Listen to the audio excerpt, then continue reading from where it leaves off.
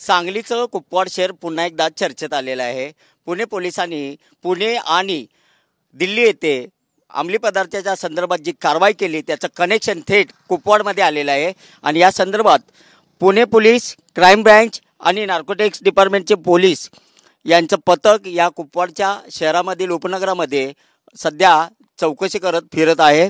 एकंदरीत पाहता स्वामी मळा म्हणून कुपवाडमधील जो मळा आहे त्या मळ्यामध्ये सुद्धा एक पथक असल्याचं आता आम्ही पाहिलेलं आहे। आणि हे पथक आता TV9 मराठीची गाडी या ठिकाणी आल्यानंतर हे पथक या ठिकाणाहून निघून गेलेलं आहे पुढे तपासासाठी। एकंदरीत पाहता सकाळपासून पुणे पोलिसांचं पथक सांगली पोलिसांच्या मदतीनं कुपवाड शहरातील उपनगरामध्ये चौकशी आणि कारवाई करत आहे।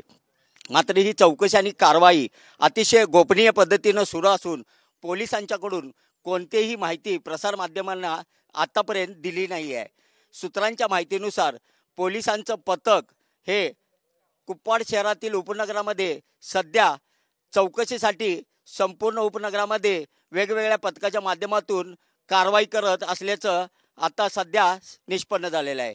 कॅमेरामन सुनील सोबत मी शंकर देवकुळे, TV9 मराठी, कुपवाड, सांगली।